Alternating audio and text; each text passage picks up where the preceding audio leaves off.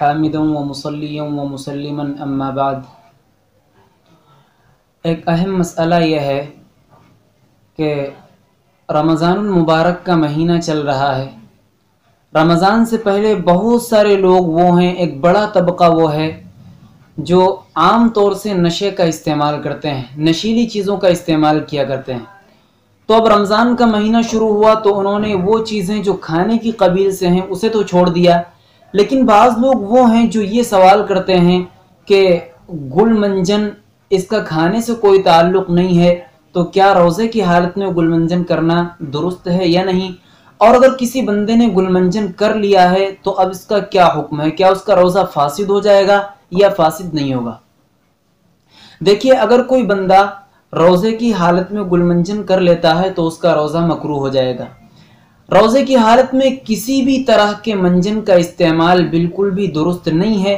اگر کوئی شخص کسی طرح کے منجن کا استعمال روزے کی حالت میں کرتا ہے تو اس کا روزہ مکروہ ہو جائے گا۔ اور جہاں تک بات گل منجن کی ہے تو گل منجن کے اندر اور بھی زیادہ قباحت اور کراہت آ جاتی ہے، کیونکہ یہ منجن اس میں نشہ بھی رہتا ہے اور اس کا اثر پیٹ تک پہنچتا ہے، اس لیے اس کا استعمال اور بھی زیادہ قباحت کے قریب ہو جائے گا، اور بھی زیادہ قباحت اس میں آ جائے گی، کراہت میں اضافہ ہو جائے گا۔ اس لیے گل منجن کا استعمال روزے کی حالت میں روزے کو مکروہ قرار دینے والا ہے۔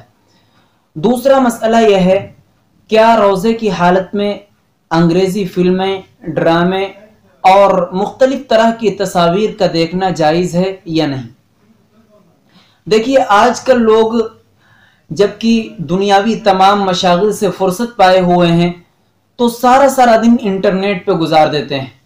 رمضان کے مہینے میں روزے کی حالت میں جو شخص انگریزی فلمیں یا اسی طریقے سے دیگر ڈرامے موبائل انٹرنیٹ پر دیکھتا ہے تو ایسے شخص کے روزے میں کراہت آ جاتی ہے۔